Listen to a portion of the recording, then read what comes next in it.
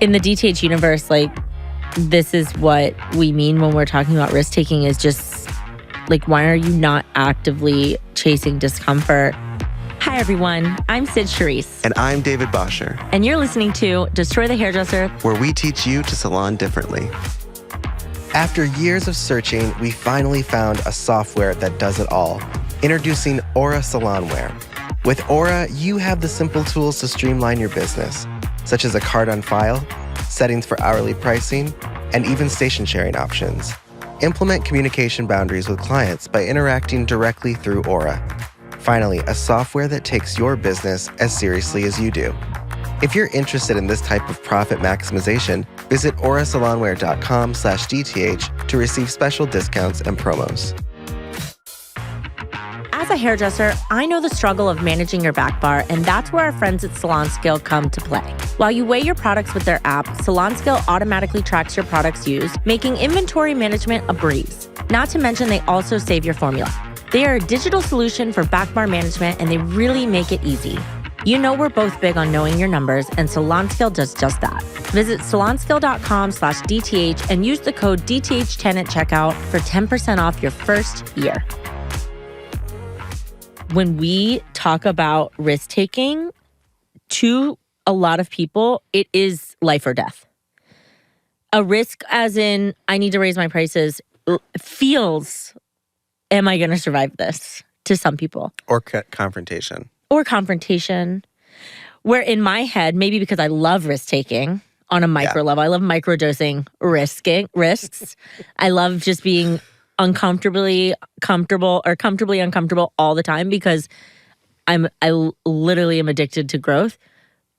But it would have to be something big, like a huge risk would be like a huge financial investment or putting all my money into something that I believed in and then I had to make it work. Like, those are so big of a risk that I forget about these little risks that I teach people when it comes to risk taking.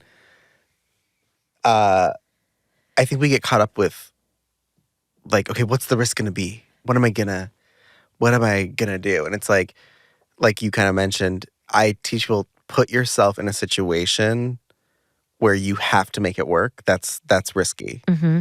It's proactive too, because you will make it work. Mm-hmm. I remember when I was moving to New York when I was 22, 23. And the more people I told about it, the more people were like, real. it was kind of insane. People were like, oh my God, it's so expensive. Oh my God, it's so cold in the winter. Oh my God, everyone's mean. Like, everyone had issues about it. And no one ever lived there. No, none of them ever lived there. And thank God I was young and excited. And I was like, I had to realize like, I have to put myself in New York City. Moving to New York City was not the risk. Mm-mm. That I wanted to do that. But I knew putting myself in that environment would reshape my whole life.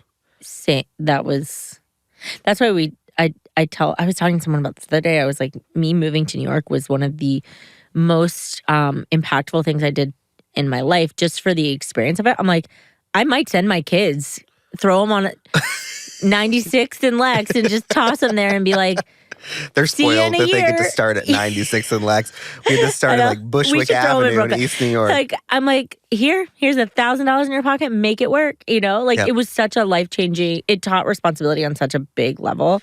But the risk wasn't moving. Mm-mm. That was fun. Yeah. It was, are you willing to do whatever it takes to make it work? I mean, that's business. I think about us starting the business. The risk wasn't starting the business. It was, can we make the business successful? Yeah. And what are we going to, what's going to stop us? A lot of people know this, I grew up in the Kabbalah Center. And one of the things that we're taught right away is the power of risk taking. Mm-hmm. And I love it. And how it grows your capacity. So, and we naturally as humans, we know this is true because we all love to talk about, I got to get out of my comfort zone. I got to try something new. We talk about it. We talk about the concept. No one really likes to do it. But to actively say I'm going to take a risk. And by the way, I hate when I try to teach this to people and they go, "Oh yeah, I love taking risks. I did this and I did that." And it's like, No, those are risks that you've taken. I'm talking, what are we doing now? Yeah. Because I think there's this time limit of like, or time frame of like, oh, I took risks when I was younger. Yeah. I've taken it. But it's hard. Taken enough risks. Exactly. But it's hard to it's harder to take risks as you get older because you have more to lose. Absolutely. You grow your family, you grow your relationships, you grow your wealth. And so risks, life becomes a little bit harder to be risky. To be risky. But it doesn't mean that tool stopped working. Mm-hmm. It means you are afraid to use it. Yeah. Because your 20s, when you don't have, you're moving further from your parents if you have them. You're trying to start a career. You're trying to do something, trying to figure yourself out. You don't really care if you have money or not because you'll figure it out. You don't have any responsibilities.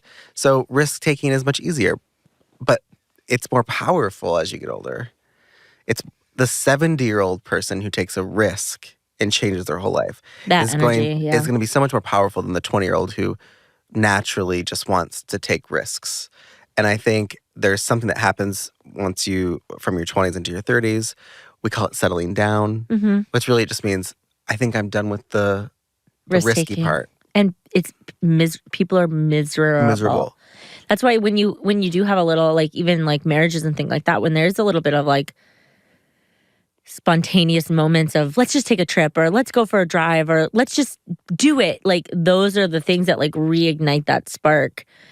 And when you don't have that spark, whether it's in business or personal life, that's when we will look for energy in really negative areas where maybe it is with substances or affairs or quitting a business or quitting a job or, they become really reactive again. You're built to take risks. Like the human experience, like that's what makes you human. Animals don't take risks. They're not, they don't have the ability to say, I really want to travel to Mexico. I really want to piss my mom up by throwing up on her new carpet. Your dogs do that. Yeah. That's not a risk. But they're like, they don't get to choose, like, I want to, I'm a koala and I'd like to try living in the winter. Like, they don't get to do that. Humans get to decide what they experience. And the real experiences are when you go against your reactive system and your nature. And when you start doing that, the result is always success. Always. But I want to point out, there's a difference between risky behavior and risk-taking. I have people in my life that are prone to risky behavior, and it's not beneficial for them. It's like they're testing to create chaos without a beneficial result. They want on the road. the rush of risk-taking, but they don't want to take the personal responsibility of what it means to take a risk. Can you give me an example? Like a generalized example? Yeah, like jumping out of an airplane. Got it. That's not technically taking a risk. It's a risky behavior. Yeah.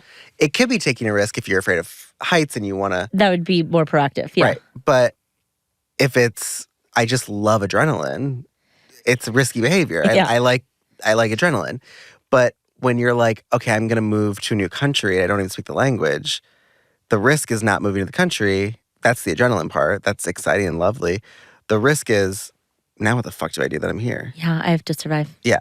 And I think that's where people get confused. They're like, well, I'm a risky person. I love, trying new things. It's like, that's someone who likes adrenaline. Yeah. And maybe new experiences. But a true proactive risk-taking is what happens when that wears off.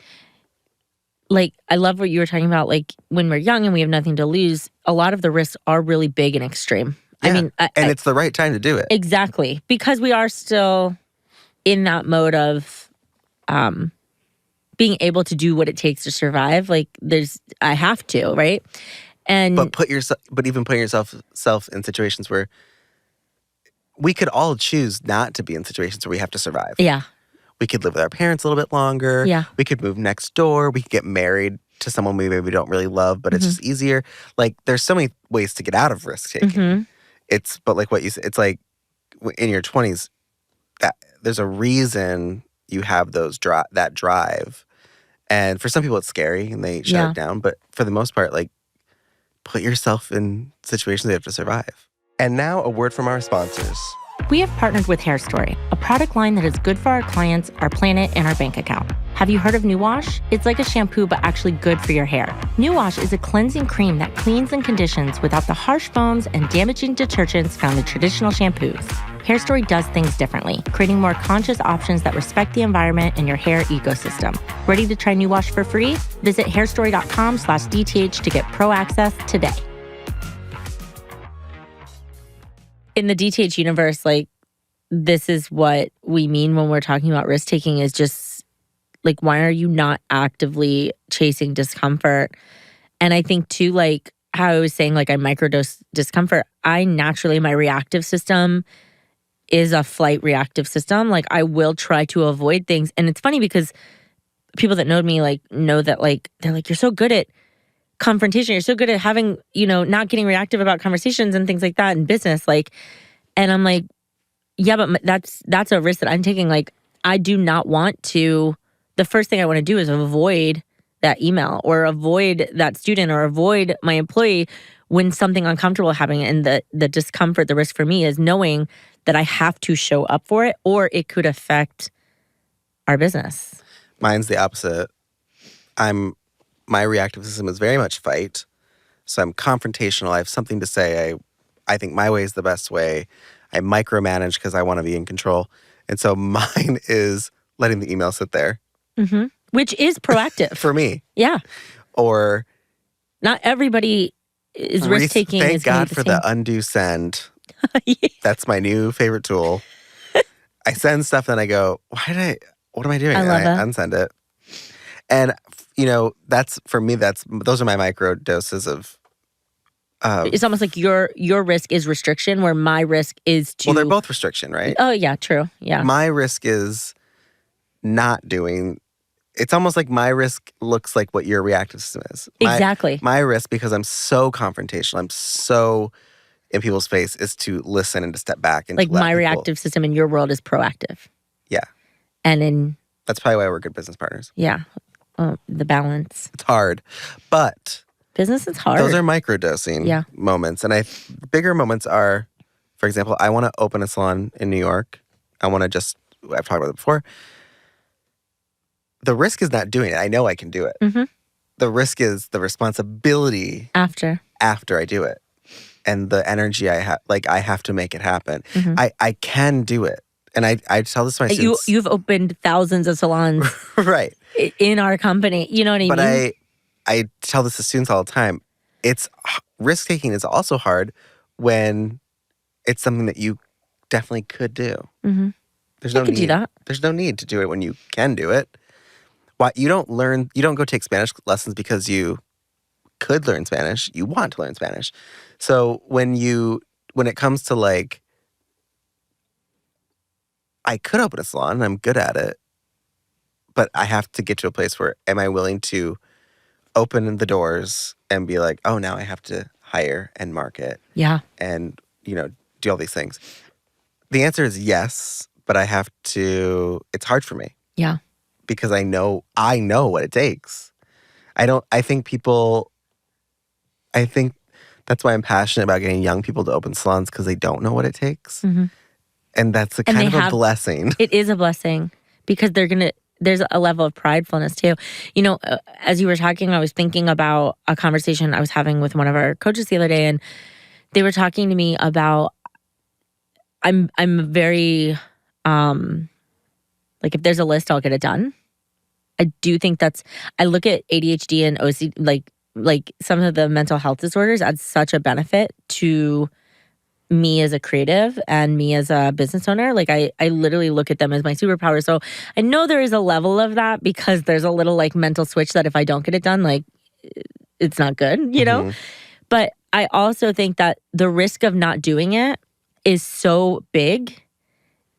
Like, to me, it's like, if I don't do these things, I don't manage the day-to-day for my business, if I don't show up as a leader,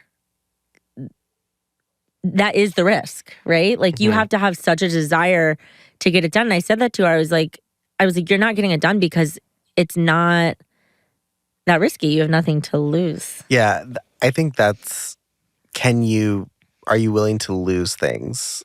And I said that, I was like, what would happen if you lost all your students? What if you lost your employee? What if you didn't work for us? What if you lost your salon? Because you not doing this small thing, big picture could result in all of that. And I think that's what it took for her to go, oh shit. One of our coaches was struggling with growing her student list. And at Destroy the Hairdresser, we don't just shuffle students to whoever. We usually they request a coach, and we place them with the best fit. But if you're not marketing yourself, like a hairdresser would have to market themselves to get clients, it's kind of the same thing. So this coach that we have on our team was struggling, and we, if you've been in our program, or we go right back to risk taking. Like, okay, you got to grow your capacity. So obviously, if you have, it's the same with clients, right? Like, let's say you have a handful of clients. Okay, well, that's the capacity that you have. You have to expand the capacity in order to have more clients. And so we can only expand your capacity through risk taking. So they wanted to buy a house. They live in LA. They wanted to buy a house. Again, in that conversation, like, living in LA is very expensive, and they pay, they got in that trap of like, but we pay such little rent, which is a trap. And the house was really expensive, and we got to go to the bank, and we got to get approved. Oh my gosh, we got approved for so much. I didn't think we'd get that. And then the anxiety of like, well, what if we get this house, but I don't get more students, then I can't pay for that. Like, and what if the salon doesn't? And all this very normal. Oh yeah, these are normal responses to risk taking.